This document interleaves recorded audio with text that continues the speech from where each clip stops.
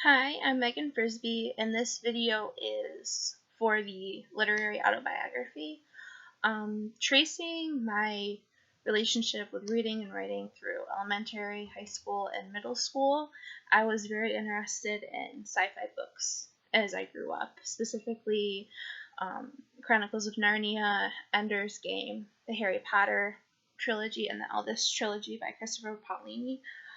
These books really influenced me and kept me reading throughout my public school career. And through these books, I ended up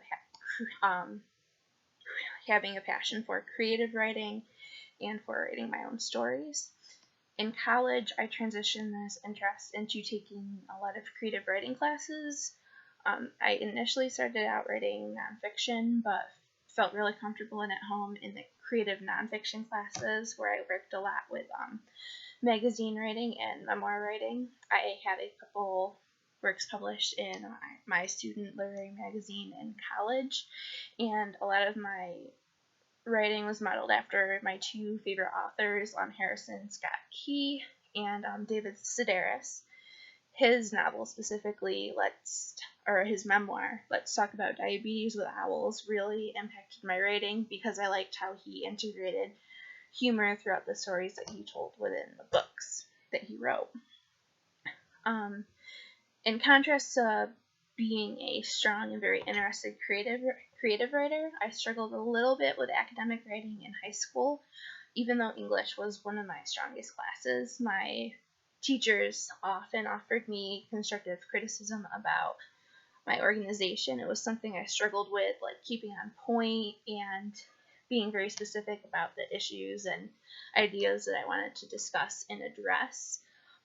I had a huge issue with having a lot of non sequiturs throughout my writing, and also with trying to talk about too much in a very small space. This was really evident in an extended research paper I did my junior year.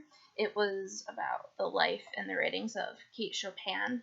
Instead of really specifically focusing on the ideas that I wanted to, which were feminism and stay-at-home wives in her novel The Awakening, I went really global and I talked about too many issues within her short stories instead of just keeping on task and discussing The Awakening. In college, I really felt a huge transition away from those problems through a set of assignments assigned to me by my American Lit professor, Tom Nurmi. He called them synecdoche assignments, where he had me take 2 or 3 sentence-long passages that I found to be useful to describe a whole work and work through the issues in the book that I was interested in through those.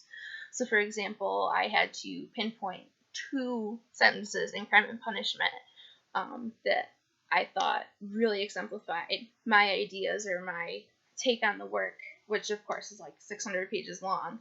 So that really helped me learn how to focus into the different specific discussions I should be having as an academic writer. And because of all of these issues that I had in academic writing, I think that coming out of my high school and my college career, I'm now a very effective written speaker, and I think that the reasons that I'm an effective written speaker and communicator really causes me to struggle with like oral communication, because I tend to be very effectively organized when I'm writing now. I frequently plan out my writing in such a way that I'm very focused and I really hone into specific ideas, whereas in contrast, I feel like my ideas roam very freely, and I still have a lot of non sequiturs when I'm trying to like communicate with people orally.